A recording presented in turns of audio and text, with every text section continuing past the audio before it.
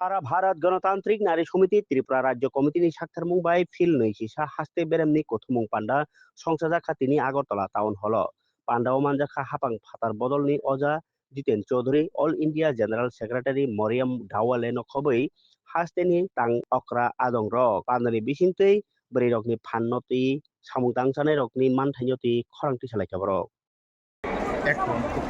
তাদের সহযোগে ত্রিপুরা মথা এবং আইপিএফটি তাদের দ্বারা নানাভাবে লাঞ্ছিত হচ্ছেন, বঞ্চিত হচ্ছেন।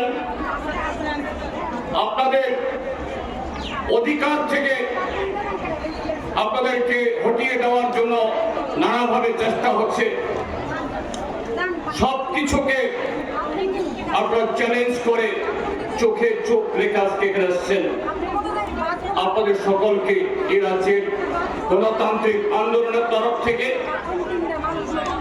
এ রাজ্যের আমরা যারা প্রধান বিরোধী দল তাদের তরফ থেকে এবং আমার ব্যক্তিগত তরফ থেকে লাখো লাখো কুর্নিশ, লাখো লাখো অভিনন্দন, নমস্কার এবং প্রণাম জানাচ্ছি।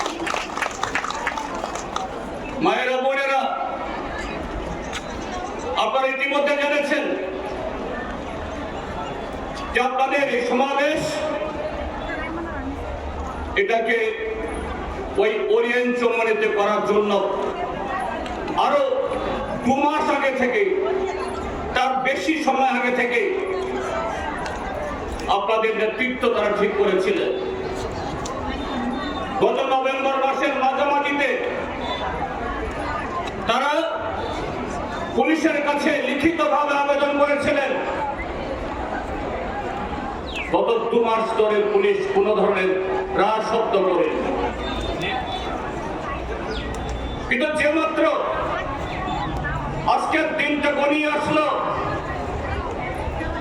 শাসক দলের নির্দেশে, আমি বলবো শুধু শাসক দলের, অন্য কেউ না, খোদ এই ত্রিপুরাজ্যের জনবিরোধী, নারী বিরোধী রাজ্যের মুখ্যমন্ত্রী ডক্টর মানিক সাহার নির্দেশে তারা এই ষড়যন্ত্র শুরু করেছে যে না, এটা উড়ু প্রচার দিয়ে দিয়েছিল প্রথমে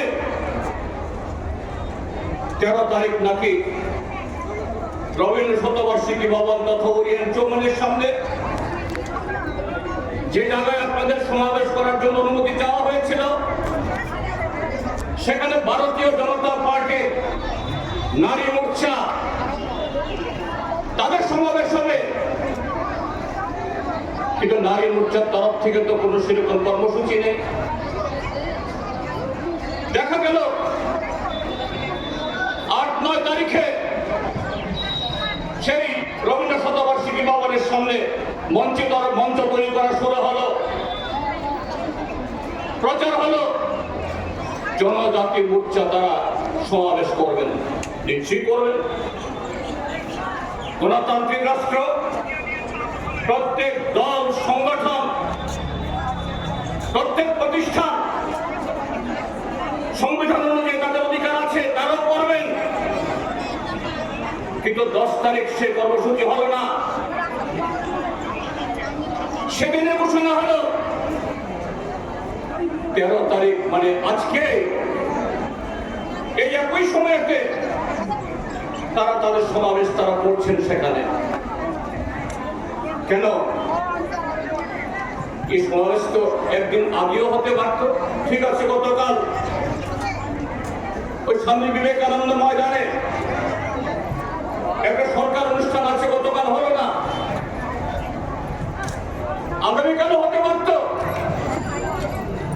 আপনাদের সংগঠনের তরফ থেকে আপনাদের নেত্রীরা ধৈর্য সহকারে রাজ্যের পুলিশ প্রশাসনকে এটা বোঝানোর চেষ্টা করেছে